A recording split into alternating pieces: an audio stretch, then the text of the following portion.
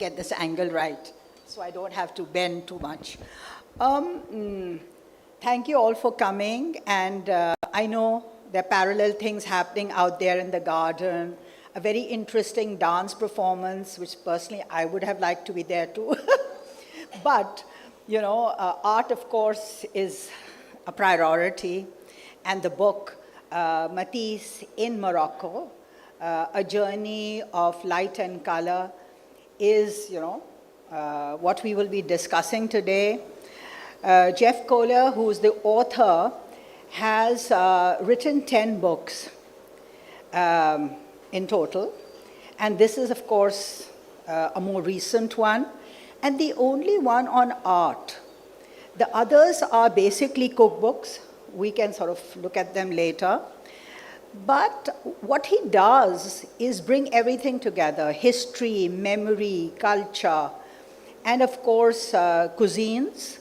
And in this case, a very famous artist who is a precursor of modernism. He comes right before modernism. He's a great member of the Fauve group. And later on, he goes independently to carve out a style for himself, which around the time, which is around about 100 years ago, is not well received.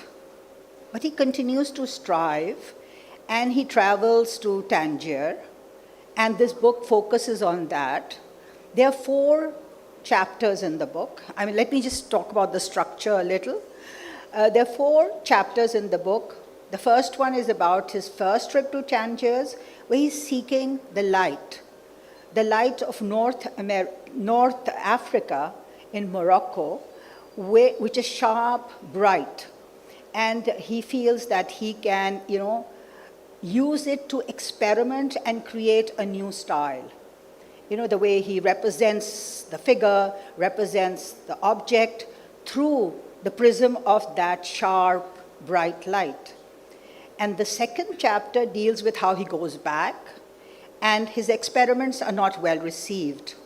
But he does get 2 very generous collectors then who sustain them. But so his struggles in Tangier and his struggles to be recognized in Paris. He lives in the outskirts of Paris. And then finally, he again finds his footing right after the First World War, when he does these very decadent semi-nudes, which are very much Orientalist in their form, in the presentation, and then his fame again shoots up. In the last period, when he's very unwell and losing his sight, can't leave his bed, that is the time that he begins to paint in very minimalist, flat forms, which, when I was looking at the work, I felt were almost fragments of all his earlier work, patterns that were kind of detached and then begin to be simplified, stylized, and used in very flat forms. The reason I've kind of recapped it very quickly for you is so you know when the conversation between Jeff and sort of me starts, then you can kind of follow that conversation. What is the content of the book? The last chapter is devoted to collections, which is one of my favorite chapters, because it tells us the journey of this work.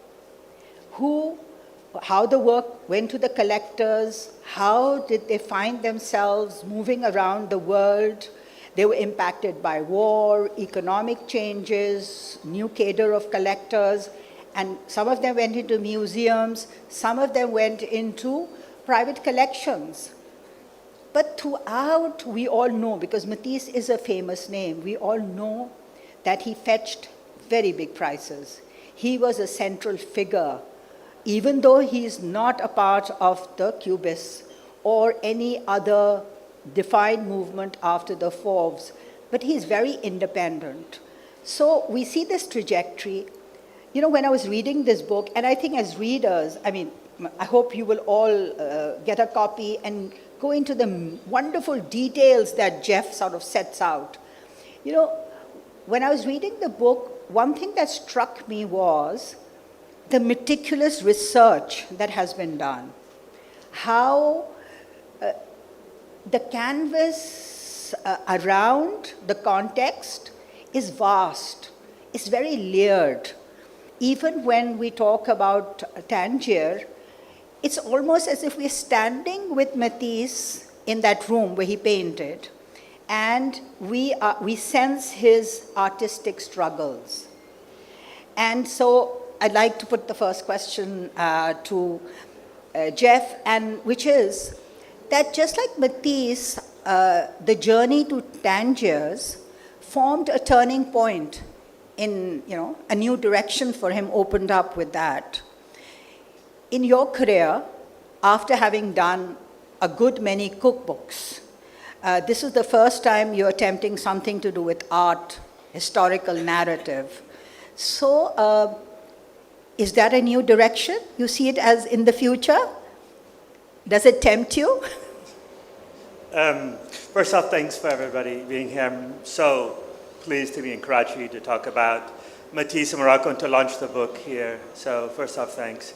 And indeed, this was a very big change for me, but this book has a very long gestation. I mean, my mother gave me a catalog of an exhibition about Matisse in Morocco in 1991, my last year of college.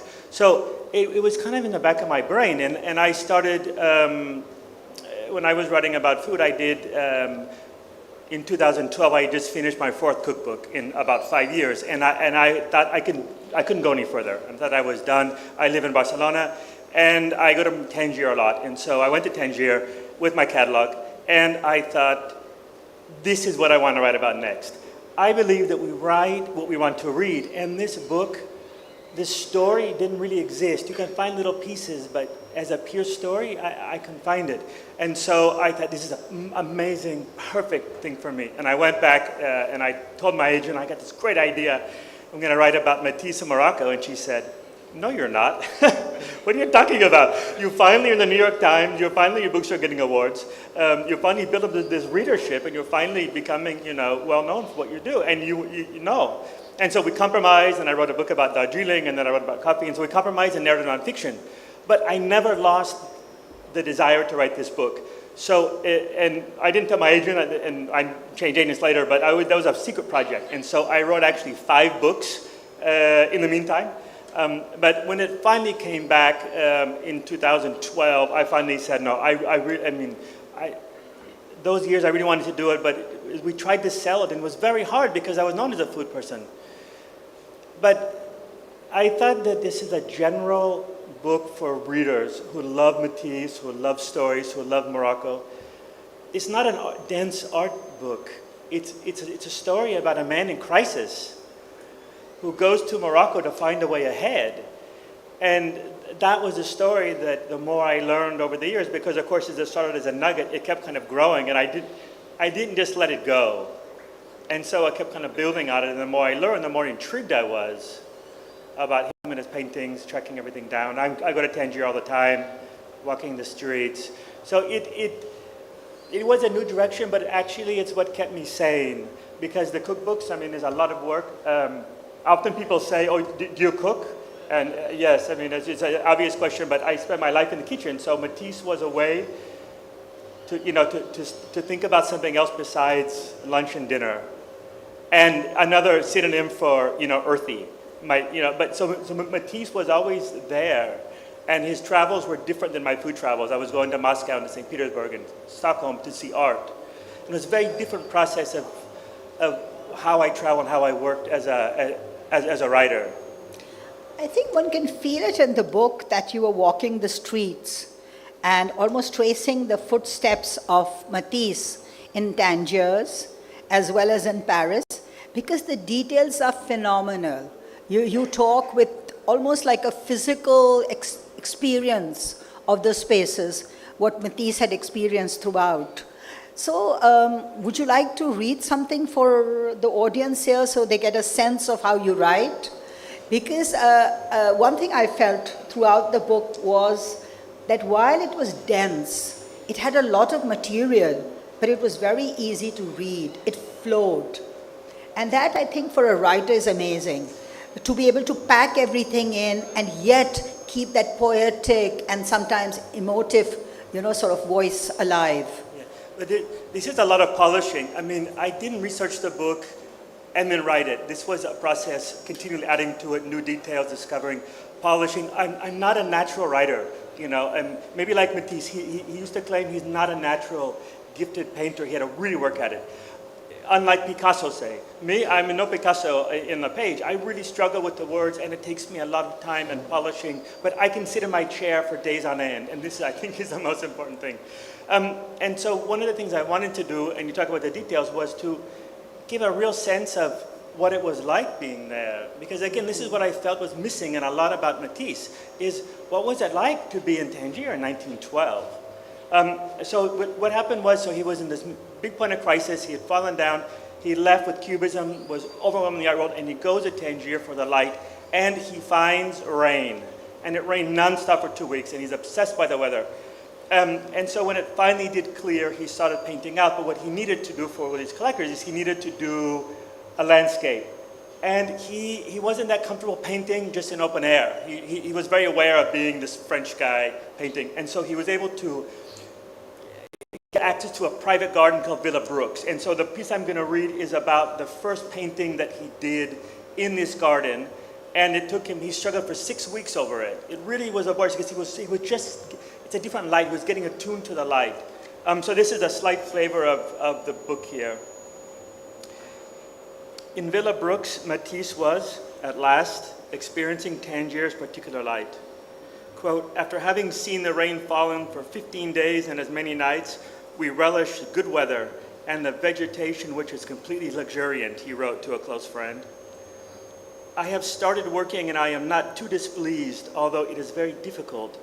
The light is so soft, it is something completely different from the Mediterranean. Under Matisse's brushes, the garden slowly came alive, though certainly not with ease. He struggled to adjust to this hybrid of African Atlantic light and was overwhelmed by what he was finding in Tangier. Quote, how new the light is too, he told another friend, and how difficult it is to do with blue, yellow, red, and green. Over a layer of pink, Matisse painted the garden a translucent blue, and over deep blue he painted the sky translucent pink. There was no figure to provide a sense of scale, but one isn't needed to capture the grandeur. Offset to one side, a mighty tree-tinted plummy magenta draws in both tones and fuses the work together, while giving the scene an overriding sense of verticality and towering height. During Tangier's winters, the sky often clears in the late afternoon. The clouds lift and the low sun saturates the colors. In radiant pinks and lavenders, as the foliage shifted from emerald to blues, Matisse captured that elusive moment when everything pauses and waits a beat in suspense for something to happen. Once called Park in Tangier, it is now generally known as a Moroccan landscape, or acanthus for the leafy plants that flourish along the ground in the painting. It is not a lonesome landscape he depicts, nor a sentimental one that might easily adorn a room. Done in the same size canvas as the window view, it is a decorative landscape. Thank you, Jeff. The way you are describing the garden, the object he's painting, obviously there is a lot of detail in it. And you've been looking at a whole lot of material from personal letters he wrote to friends and his wife, who was in Paris for some of the time that he was in Tangiers on the first trip. You're looking at, catalogs later, interviews, a whole lot of material. But how do you select? Is it an intuitive process? Or do you have something in mind that, that you will, in the way you would like to work? Do you sort of have a preconceived kind of structure in your mind, or do you intuitively weave it in? I mean, a lot of that, I think, is actual luck, because you spend a lot of hours and days digging through the archives, not knowing what you might find. So there is one painting, for instance, the Bay of Tangier, that I've seen many times, and I was in the museum where it hangs in the archives looking at through some folders, and I saw a state report before it was lent out, and there was a small note about these fingerprints that were left by him on it that I had never read anywhere that was mentioned, I never seen anywhere referred to, and I noticed myself. And so I went downstairs to the gallery, and of course, there they were, the 4 fingerprints that he probably grabbed the painting and dashed back to the room. But it's things that are just luck, but I spent days looking, and you don't find much. But it's wide reading. I like to read around it because a lot of the fellow travelers' journeys and diaries and period guidebooks, and you look and now of course it's a little easier with internet, but still I spent a lot of time in physical libraries in Paris and in New York and in Tangier and 4 continents, just digging, because this is a very long process. This is a 10-year project or more. I love that element, and also because I'm not from the art world, I always felt this sense of I had to over-research, I had to overlook. Because if you, as an expert, and you read this book and you see something that doesn't sit right on page 2, the entire book is thrown out the window. You just don't believe it. And so I felt this kind of overcompensation on one hand, yet it was finding exactly, like he's obsessed by the weather. And every letter is talking about is raining, the rain. And I thought, it sounds exactly like my grandfather, who was completely obsessed by the rain, and he used to mark on every single day at his chart. And I thought, it's like my grandfather, but how did it really rain that much? And there was a newspaper published 3 times a week in Tangier in those years, and I found one place that had the microfilm, and I spent 2 days going through those issues about losing my eyesight, checking the weather report and the wind report, to indeed confirm how bad the weather was. And so I got a lot of details, for instance, from the newspaper of 1912 about, I knew that the hotel where he was staying was having a reunion of evangelical preachers that week, and these small details that you try to fit in naturally. But narrative is the first and most important thing. This is not a huge detailed work. The details that mattered them drove the story. So you have, I guess to answer your question now, you have this luck where you're looking, but I probably scratched 90% of the details I found because they held up that narrative.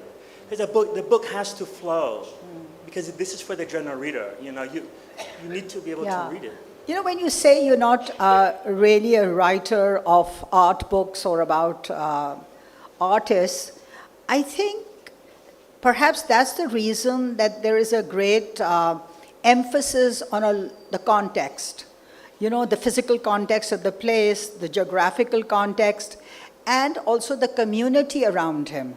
Because the art always is in relationship with that. And when he comes back to Paris again, and that's another very kind of compelling chapter, where you talk about how the salons are not ready to take his work. They find it very radical. His peers obviously don't understand his work. He's way too esoteric. And yet, this is the time he finds support from other people. His wife is very supportive. She truly believes in his experiments.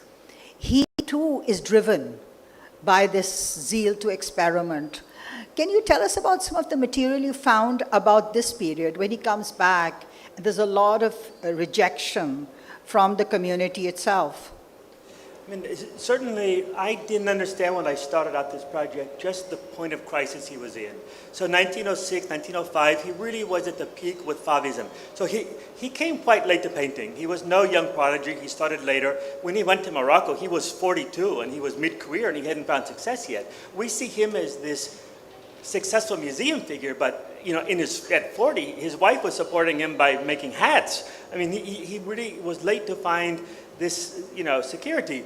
And he had this community of some fellow Fauvists around him, and by the Fauvism evaporated basically, and they fled him, and he was alone. He lost a lot of this community that he had. But there was a couple of people that really, his wife, fundamental to his thing. His wife, of course, he married. He told her, "Madam, I love you dearly, but I always love painting more," before they got married. And she knew going into the relationship that her role was being Madame Matisse, and she, she cleaned his brushes, she took care of the models, she really was integral. He was an insomniac, he was a terrible traveler, hated to travel, so his wife used to read to him at night until he'd fall asleep. And so the first trip he went together, and then she'd left, and it was a big deal. But the second trip he went without her. When he realized he was going to stay, he telegrammed her and said, "Please come," because he really needed that support.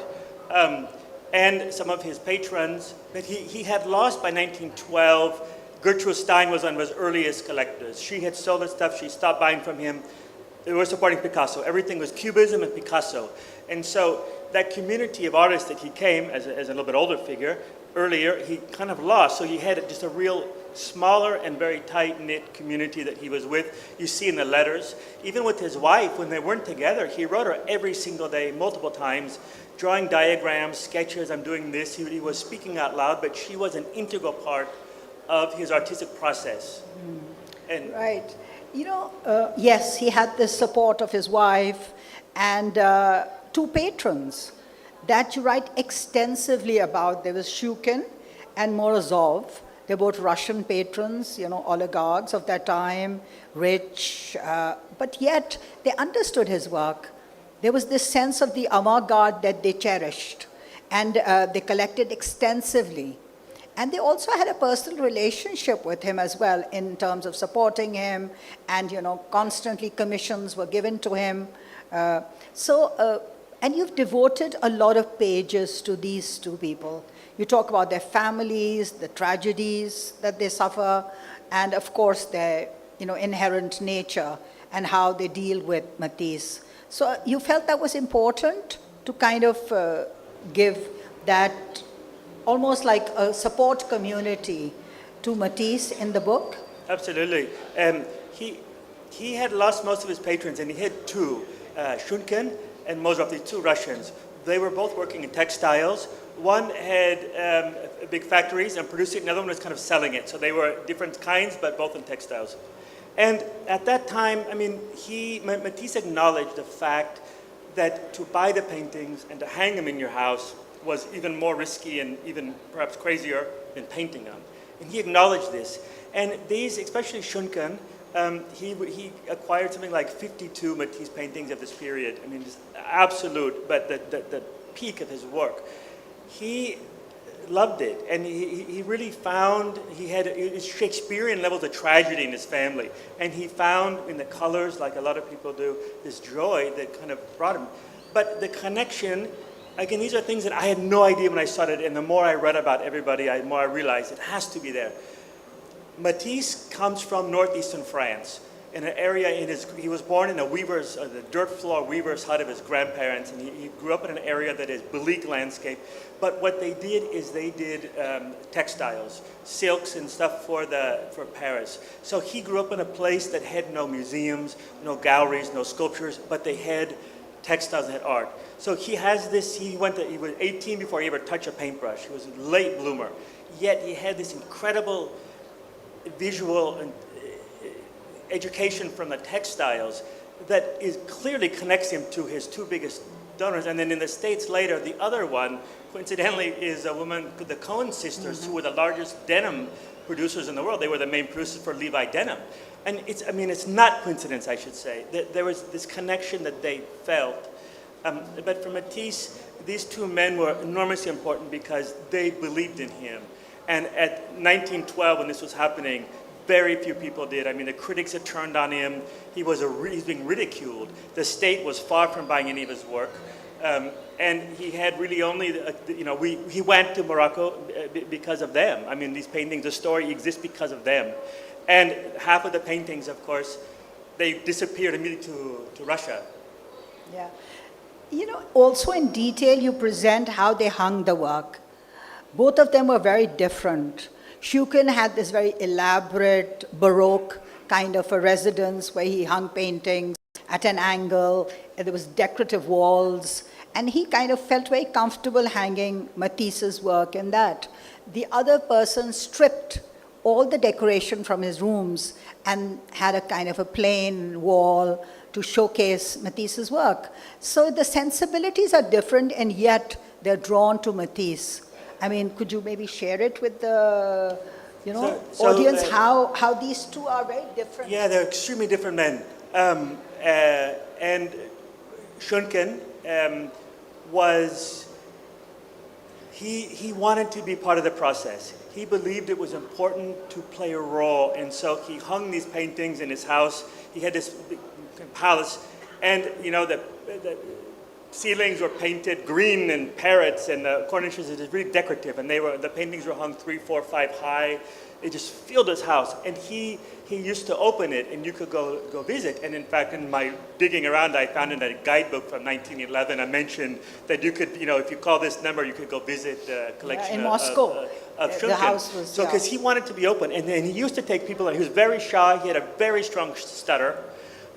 And he used to just kind of walk in to show them, and people were defacing Monet, and the paint. It's hard to exaggerate how radical the paintings were.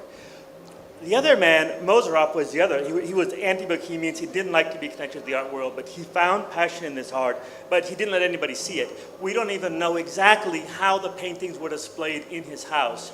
He stripped the walls down. He thought it should be like a museum, in a sense, with the skylight, with the walls, that the paintings should speak for themselves. So these two buildings, which I went to visit, one is owned by the army, and the other one is not. It's kind of semi-public, private. I was able to get inside. You see them, they were quite close. They were a 5-minute walk from each other. In fact, Shunkin introduced him to Mozarov, and they kind of shared, but they were buying kind of different kind of paintings. A little bit from Matisse, but these were his two. Far and away were buying almost everything in those years, those rich years, like the goldfish paintings, for instance, and paintings like this went to Moscow. But as men, they were extremely different. And their personal stories, I mean, because of them, I thought in the beginning it was going to be a small piece, and became quite a big section in the book, just because how important their relationship was for Matisse. I really think he was so really at the end, he claims, and that thread that was keeping him just there comes from these two Russians. Right. Then of course he went back to Tangiers to complete a commission, which was given to him to do figures. And he then looked for models, because in the first visit, it was primarily the environment. He was doing landscapes, cityscapes, what have you, objects, and focusing on the light. But in the second one, he goes looking for figures, because he's been commissioned to paint figures and kind of bring them back, and he's already probably got an advance, so he's very driven to do that. And yet he experiences a lot of resistance in Morocco, because culturally it's not possible to paint women, although he's not asking to paint them unclothed, but even then it's not the done thing. So he has a lot of difficulty in finding female models. Then he finally finds one. And this kind of relationship with the model is a very interesting one, because he continues, it's almost as if that is what starts his Odalisques, which is his much later work. So when you're reading the material, when he's exchanging letters with his wife and talking about this particular second trip to Tangier, what is it that strikes you in that sort of Well, I mean, you time? talk about the Odalisque, but the painting of Zora, which is his model, I mean, his main model, I mean, she's really, if anything, she's kind of the virginal incarnation or the start of that. So basically, he wanted to paint a figure in the very first one, and he couldn't find anybody to sit for him. And I'm not saying nude, just to sit uncovered, because of Islam, but also because of local... it's a taboo, taboos. obviously. And he finally found a woman called Zora, a young girl, who negotiated with the brother, was able to allow it, and the hotel manager let him a room, because of course couldn't paint him in his hotel room, a kind of a secret room that she could come and go. And Zora in yellow was his last painting. Okay, so he goes back to France after 2.5 months in Morocco, and he spends the winter, and he hangs this painting, Zora in yellow, in his studio. So we know, because she appears in some other paintings, in some of the goldfish paintings, we know, and other people talking, that she's there. So he's looking at him. he goes back as soon as he can in the fall to Morocco. And for me, the driving motive, if any, one of the driving motives was to paint Zora again. So he gets back to Tangier, and she's nowhere to be found. He cannot find her whatsoever. And he hires this, one of the guys he'd met, this young guy at a hotel, who's actually the translator, takes her around, and they track her down working in a governmental brothel. She couldn't work outside of the brothel, so Matisse negotiated where he could paint her on the terrace roof. And so he would go and paint her, but he couldn't pay her beyond governmental rates. And so he would go, and then she would have to come down for a client and then come back up. And so he painted the most amazing two portraits of this woman, a young girl. And it's such an interesting concept of this. So Matisse is this intense French guy with this reddish beard and these just bright blue eyes. And if you think about this young girl, that maybe she'd never seen a painting before, because it's not part of the tradition to do a painting and hang it on your wall. And trying to hold a pose for this French guy, bearing down on her. It's also very intimidating. Absolutely. It's a relationship of power as well. You couldn't see it in her expression a bit, but you see her hands are blurry. And I don't read too much, I just speculate here, but it almost like she's trying to hold herself still, but she's not quite able to. And yet especially the one Zora on the terrace, for me, is his most memorable painting that he did. Yeah. There's something, you lean in, you want to know more of that story. I spent a lot of time researching to figure out whatever happened to her. It is dead end, there's nothing. There was one comment that he wrote to somebody asking, oh, did you see Zora, is she still around? We don't hear anything else. That's it. It's the kind of painting really where you lean in and you say, tell me what happened? Did you have a family? Did you have kids? I mean, did you die of tuberculosis? I mean, what happened to this girl? Because the portraits he did of her, there's truly a connection. Where his later Odalisque paintings that he did, in Nice in the 20s, the women are inexchangeable. I mean, it's just one or the other. You don't feel that connection. So later in life, he's painting in Nice, these film models in Nice, as these kind of harem prostitutes and whatever. And yet he's actually painting an actual young prostitute as this kind of virginal figure. Yeah, that's a tremendous contradiction we find in these two portrayals of women. But in 1920, around that, he does the odalisques, which are primarily, as you just mentioned, semi-clothed women. They're almost semi-nude. And they're reclining, and there's a kind of, it's a very tantalizing kind of portrayal, very unlike his earlier experiments. But then, this is a different Matisse. This is a Matisse that is catering to the appetite of that time, which, as we were discussing, it's something post the First World War. There's a hedonistic kind of culture developing. People are kind of euphoric after the First World War in Europe. And they are, despite the destruction, everything, it's almost like a release after the oppressive war. And they're also at that time demanding to have something, light and frivolous and, tantalizing on their walls. And so he paints this for these patrons. And then with that, his fame again, he gets famous again. So from a critical perspective, and if we look at it through the lens of, the whole decolonization discourses, we also find that there is this uneven relationship between him and his models in Tangiers, because he pays for the sittings. So obviously the girl who's in need of money, she's the model.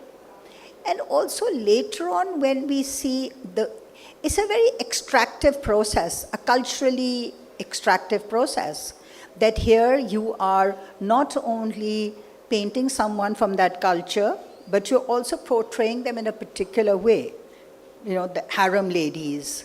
So there is an uneasiness when we see this work. It's very Orientalist.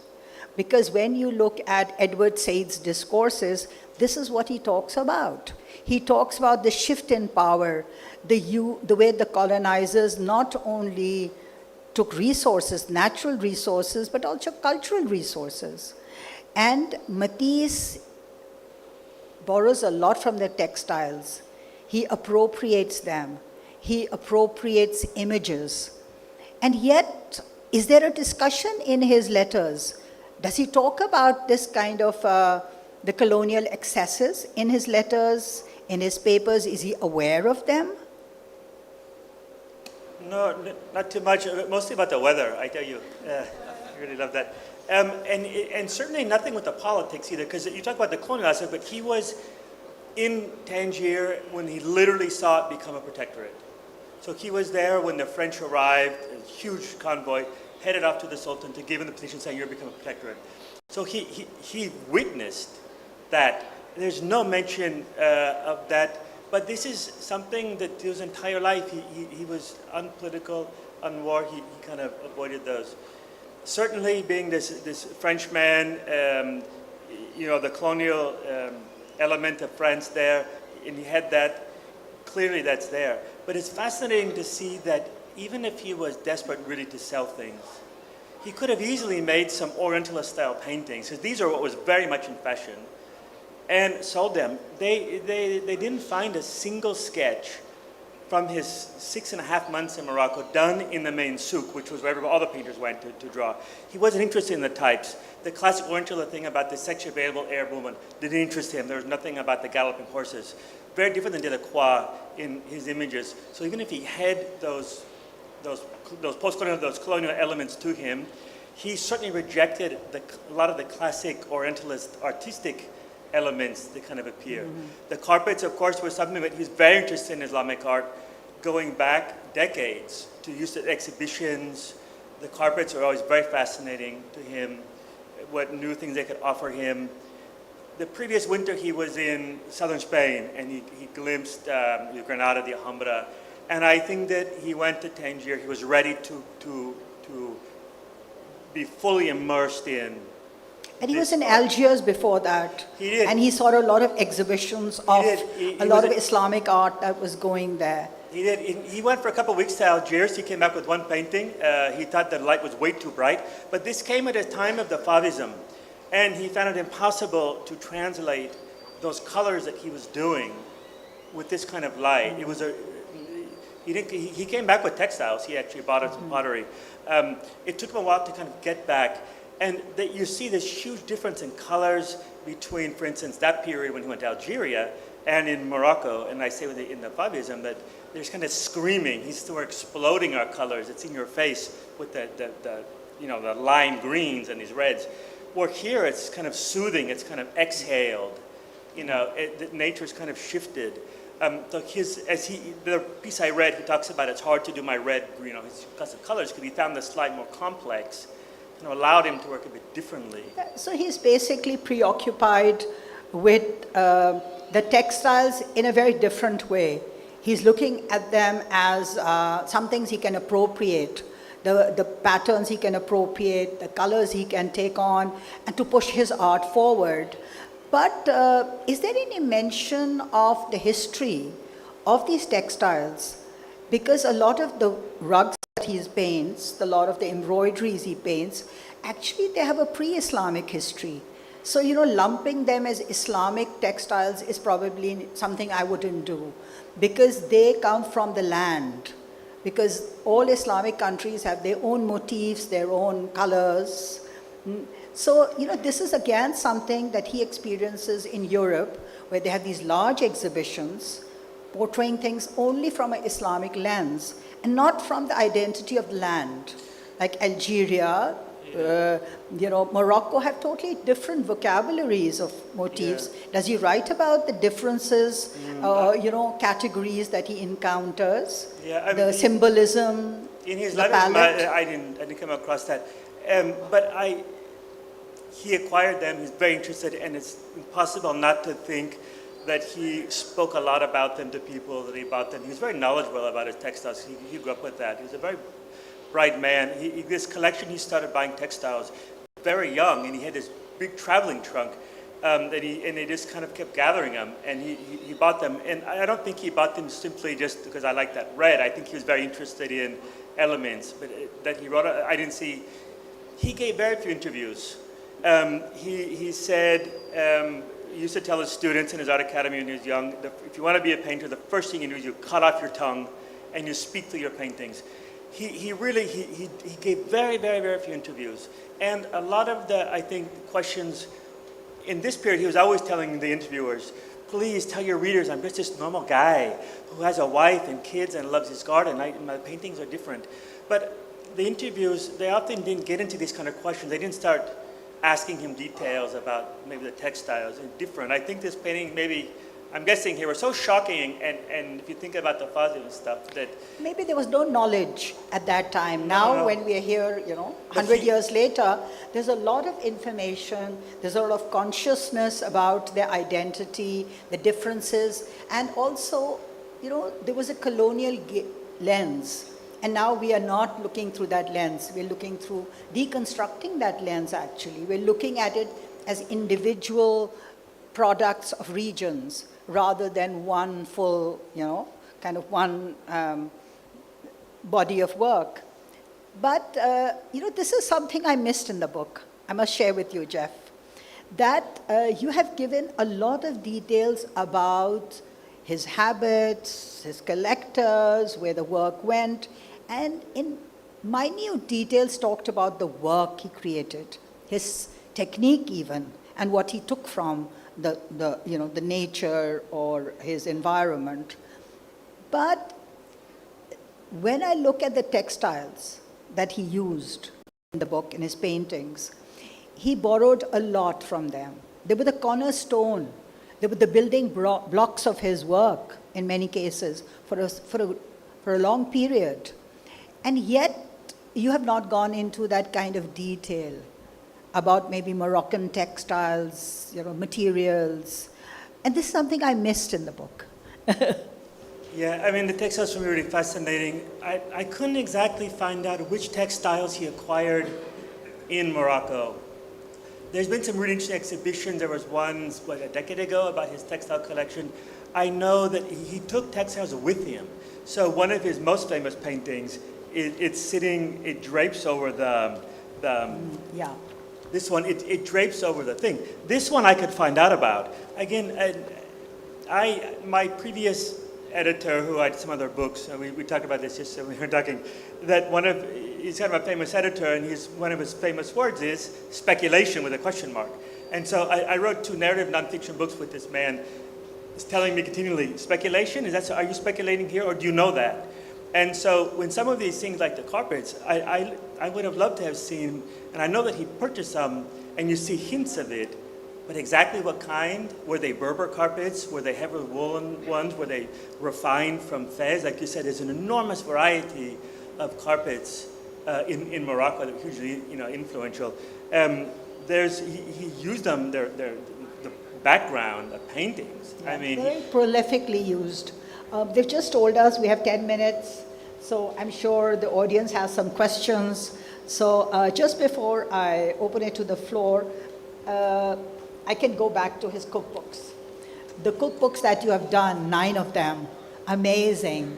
Can you tell us how they kind of overlap with this kind of historical research? Because they're not straightforward cookbooks.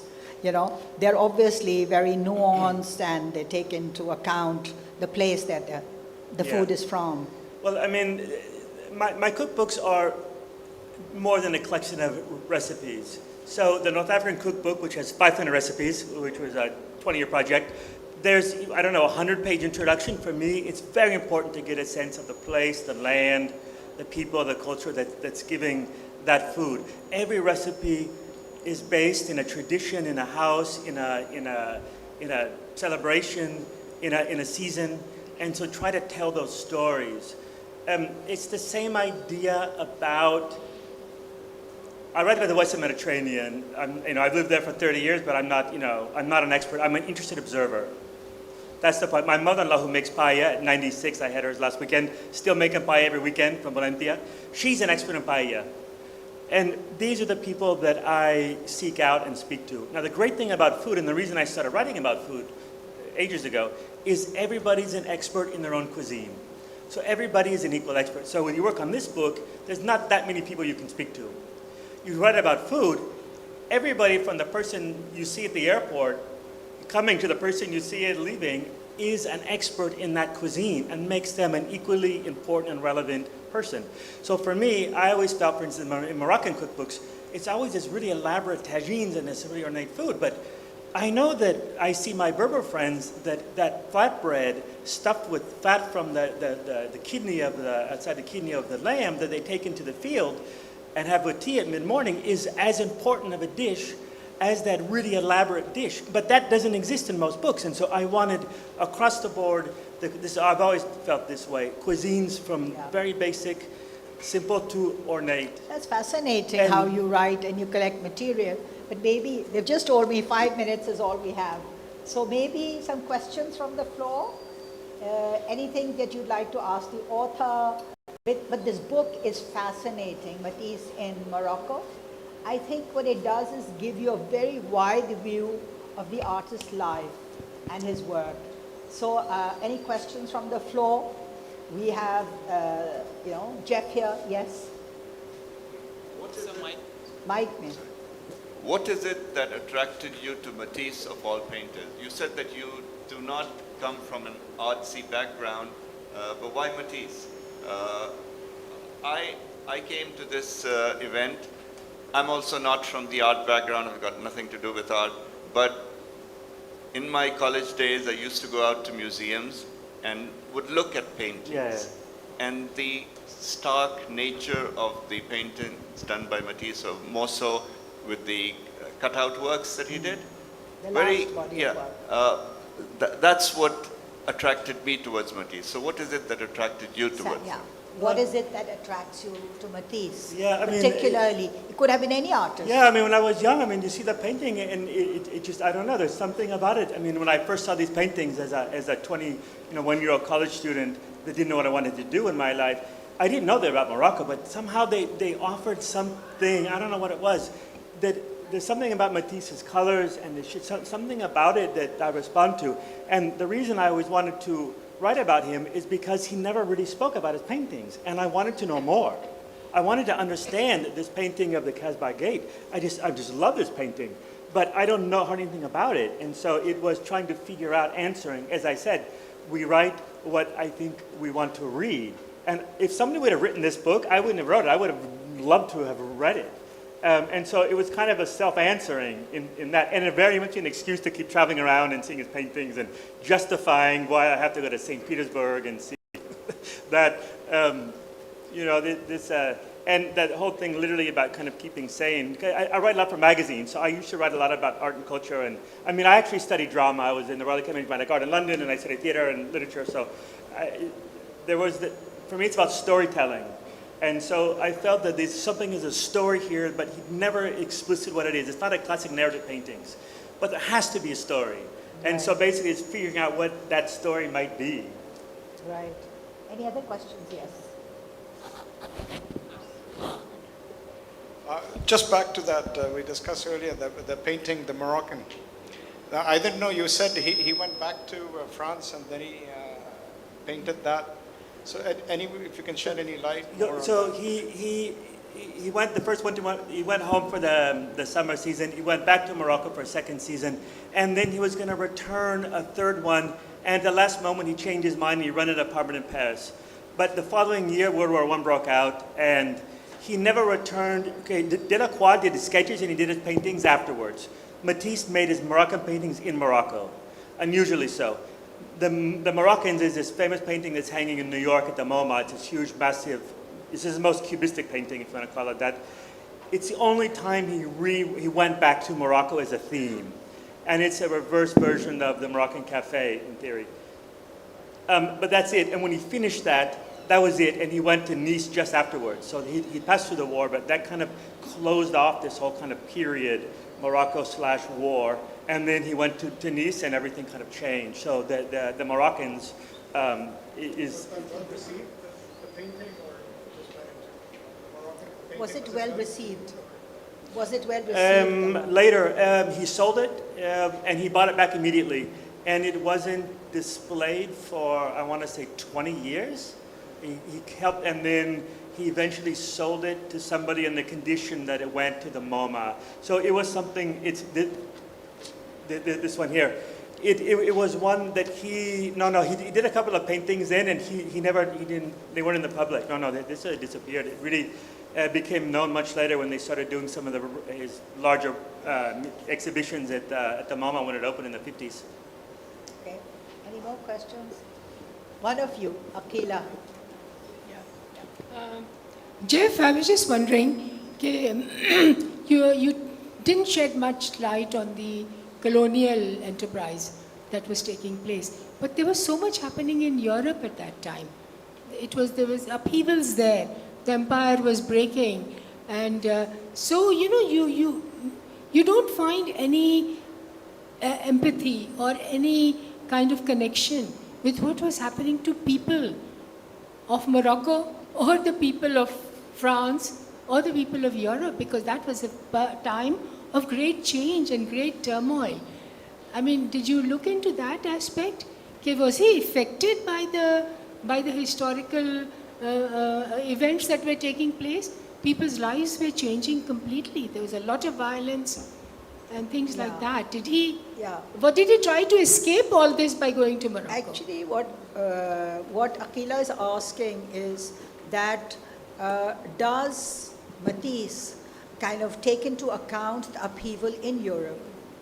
Of course, the colonial the colonies became independent around the same time, because he died in the early 50s. So he did experience a lot of that change. In the end, he's in Nice, goes and lives there. How does he respond to that? That's Akila's question. Yeah, good question. Because he didn't speak publicly almost about anything, and there's literally somebody who wrote he's the most unpolitical artist ever. There's literally not a single mention in any of his views or writing about this. So it's kind of hard to know. He lived, though, through very close to some of these things. So his daughter was arrested during the Second World War and held by the Germans and terribly tortured. His wife was also arrested for a while. During the First World War, his family was on the other side of the border. They were trapped. So he lived very closely through these incredible dark moments. And yet you never see it in his art, because he believed in creating joy. And it was all about joy. And so it's surprising to hear about his depression and his lifelong insomnia and these things. I mean, he would be up all night, drawing on the ceilings and creating these amazing colors, thinking that he's dying. I mean, if you look when he did his cutouts, he had these terrible operations, and he really thought that he was dying. We'll take one more question. They keep signaling to me. You want to, Nusrat, your question? Very quickly, because we'll do a brief answer. His journey to Morocco was about rejuvenation as an artist, or did he engage with the country as well? Was the trip to Morocco, the first one, kind of a rejuvenation of him as an artist, or did he also engage with the country? I think it was both, actually. He does physically engage with the country, Tangier. Would you like to briefly give for sure. Answer? He came on a good recommendation, but he had no choice but to really engage, for sure. I mean, because he was there with his wife, but he was. You see little mentions. He has different meetings as people in the Jewish community and this thing, but he only spoke French. He didn't speak English, and he stayed in the hotel he used to stay, the Ville de France. It was he was right in front of the church. It's full of English clergy, and they used to all go there. So a lot of the people he couldn't relate with, his Australian painter that was there at the same time. So a lot of people he actually didn't. I guess he was terribly shy, but terribly arrogant also at the same time. So he used to, he was like a professor. I think terribly shy, terribly arrogant, as well as terribly talented. This is how we can talk about Matisse, and there's a lot more we can say today. But it also shows an aspect that artists are not always politically engaged, because we see Picasso, who's almost his peer, younger, but he paints Guernica. He is even in Braque country. He's very committed to the issues of that place. So I think every artist has his own way of looking at the world. And of course, we are here to deconstruct and debate and dialogue over what they produce and in what context they work. Thank you very much. Thank you, Jeff, for a wonderful kind of, elaboration of your No, book. thank everybody coming. I'm going to hang around here if anybody has any questions. I'm happy to chit-chat for a while. So. About the book. I'm sure you're interested in the book. It hasn't arrived as yet in Pakistan. We are the lucky few to have a few copies. But Liberty Books will have it very soon. It's on the way. Okay. Do collect your copy.